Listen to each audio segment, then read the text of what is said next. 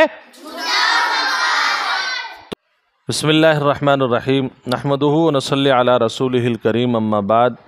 آج ماشاءاللہ 6 اکتوبر اور 2025 ہے اور پیر کا دن ہے، اور یہ گلناز بنت عتیق احمد جو رودرپور سے تعلق رکھتی ہیں اور دارالعلوم حاضہ میں 2nd کلاس میں پڑھتی ہیں۔ 2nd کلاس ہے آپ کا؟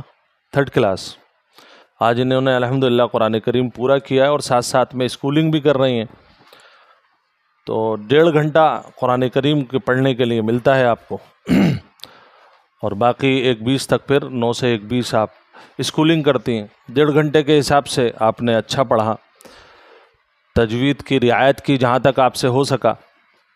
ہم نے یہ دیکھا کہ بہت سارے بچے ہوتے ہیں جو اسکول میں پڑھتے ہیں لیکن انہوں نے اللہ کا کلام نہیں پڑھا ہوا۔ آپ یہاں اسکول پڑھ رہے ہیں، مدرسے کے اندر اسکول پڑھنے کا فائدہ یہ ہوتا ہے کہ دنیا کے ساتھ ساتھ الحمدللہ دین فری میں مل جاتا ہے۔ تو آپ انگلش میڈیم کا پیٹرن بھی پڑھ رہے ہیں، 3rd کلاس میں ہیں، اور ساتھ ساتھ میں آپ کا قرآن بھی پورا ہو رہا ہے۔ اس سے بہترین کوئی آپ کے لیے ادارہ نہیں ہو سکتا ہے۔ اطراف میں الحمدللہ اللہ کے فضل و کرم سے بہت سارے اسکولز کام کر رہے ہیں، ہم یہ دیکھ رہے ہیں، لیکن ان میں ہمارا یہ اسکول جو دارالعلوم لالپور کلاں کے ماتحت DLK ایجوکیشنل اکیڈمی، یہ تمام اسکولوں میں نمایاں ہے۔ اس کی وجہ قرآن کریم، اسکول کا بیس بھی آپ کا مضبوط ہو گیا، قرآن بھی مل گیا، اس سے خوشخبری کی بات اور کیا ہو سکتی ہے۔ تو اللہ کے نبی صلی اللہ علیہ وسلم قرآن کو بڑی محبت سے پڑھتے تھے، اور آپ پر جب قرآن نازل ہوتا تھا تو بڑی تکلیف ہوتی تھی۔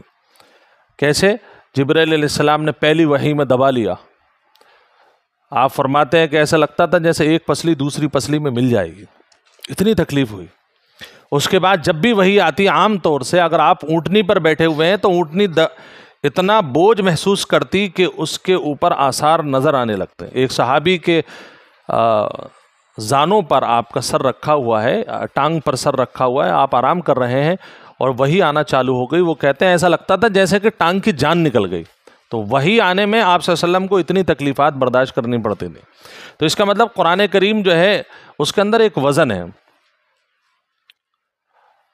تو قرآن کریم کے بارے میں قرآن خود کہتا ہے کہ اگر ہم اس کو لو انزلنا هذا القرآن على جبل لرأيته خاشعا متصدعا من خشیۃ اللہ، کہ قرآن میں اللہ کی خشیت اتنی ہے کہ اگر یہ پہاڑ پر بھی ہم اتار دیتے اور رسول اللہ کے سینے پہ نہ اتار کر کے پہاڑ پر اتارتے تو وہ بھی اس کے بوجھ سے اور اس کے وزن سے، اس کے مرتبے سے اور اس کے احکامات سے چکنا چور ہو جاتا۔ اس کے اندر برداشت کی طاقت نہیں تھی۔ یہ اللہ نے آپ کو اور ہمیں، یعنی پوری انسانیت کو، یہ سینے میں دل دیا ہے کہ اس کے اندر یہ قرآن سما جاتا ہے۔ اچھا، اب قرآن ہم نے پڑھ تو لیا، اب قرآن پڑھنے کے بعد کیا کوئی سرٹیفکیٹ جو اپنے مدرسے سے ملتا ہے یہاں سے ناظرہ قرآن کا، کیا وہ جنت میں کافی ہو جائے گا کہ بھئی سرٹیفکیٹ ہے، یا اس کو ہمیں روزانہ پڑھنا پڑے گا؟ آپ نے دعا پڑھی، میں اس کا ترجمہ بتا دیتا ہوں۔ اللہ تلاوتہ آناء اللیل و آناء النہار، اور اے اللہ اس کی تلاوت کرنے کی مجھے رات اور دن تلاوت کرنے کی، اور رات کے پہلو میں اور دن کے پہلو میں، اور رات کے کناروں پر اور دن کے کنارے، یعنی صبح اور شام میں اللہ اس کی تلاوت کی توفیق نصیب فرما دیجئے۔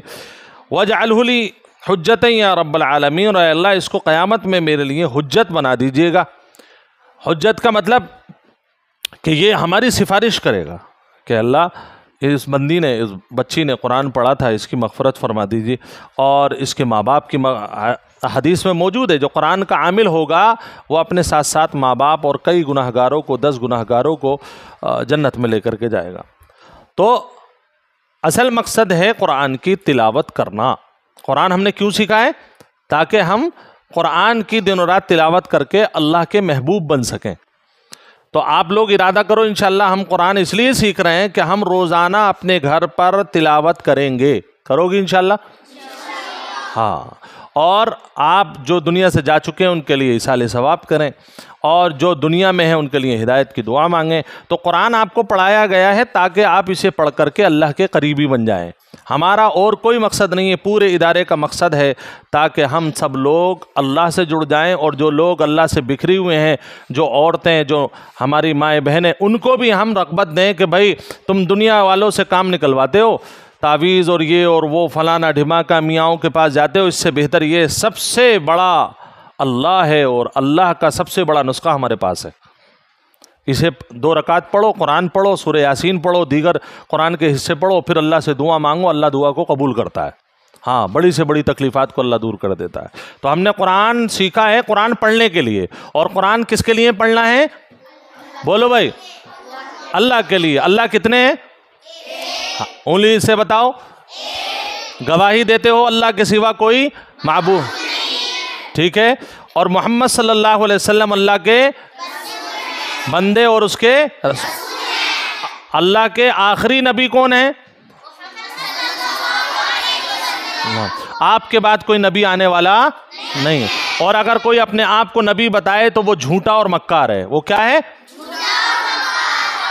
تو ہمارا ایمان ہے اللہ ایک ہے، اور ہمارا ایمان ہے محمد صلی اللہ علیہ وسلم اللہ کے سچے اور آخری نبی ہیں، سچے اور ٹھیک ہے، آپ کا ایمان ہے اس پر، اور اس ایمان کو ہمیں اپنے گھر والوں میں اور آس پڑوس میں پھیلانا ہے۔ اور جو عورتیں آپ کی قرآن پڑھی ہوئی نہیں ہیں، آپ ان کو ترغیب دیجئے کہ اللہ سے محبت کرو گے تو جنت میں جاؤ گے، اور اللہ سے محبت کب ہوگی؟ جب ہم اللہ کا کلام سیکھیں گے۔ کیا سیکھیں گے؟ اور اللہ کے سامنے نماز پڑھنا سیکھیں گے، مطلب ہم سیکھ کر کے نماز پڑھیں گے، سیکھ کر کے 2 منٹ میں ساری رکعتیں ہو جاتی ہیں۔ بہت ساری عورتوں کی کیوں ہو جاتی ہیں؟ انہیں بیچاری کو پتہ ہی نہیں ہے کہ ہمیں پڑھنا کیا ہے، رکوع میں کیا پڑھنا، سجدے میں کیا پڑھنا ہے، کیونکہ سیکھا نہیں۔ اب آپ لوگ سیکھ رہے ہیں۔ کتنی دعائیں یاد ہیں آپ لوگوں کو؟ کتنی دعائیں یاد کرانی ہیں؟ آپ کی استادہ نے کتنی دعائیں یاد کرانی ہیں؟ 40 دعائیں یاد کرا دیں الحمدللہ۔ اور حدیثیں کتنی یاد کرا دیں؟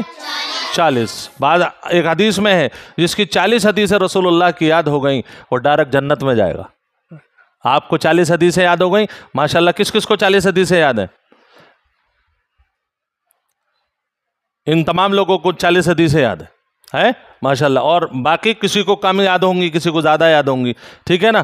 بہت اچھی بات ہے۔ اللہ تبارک و تعالی گلناز کے پڑھنے کو قبول کرے، اور ان کی استانی نے جو ان کو پڑھایا ہے اللہ ان کی خدمت کو بھی قبول فرمائے، اور دارالعلوم لال پور کلاں جس کے ماتحت ہم لوگ پڑھ رہے اور پڑھا رہے ہیں، اللہ اس کو خوشیوں میں رکھے، اور اس کے معاونین کے تعاون کو قبول فرمائے، اساتذہ کی محنتوں کو قبول فرمائے، جو عورتیں مرد اس کے لیے دعائیں کر رہے ہیں خیر کی، اللہ پاک ان تمام لوگوں کو جزائے خیر نصیب فرمائے۔ آمین۔ وآخر دعوانا الحمدللہ رب العالمین۔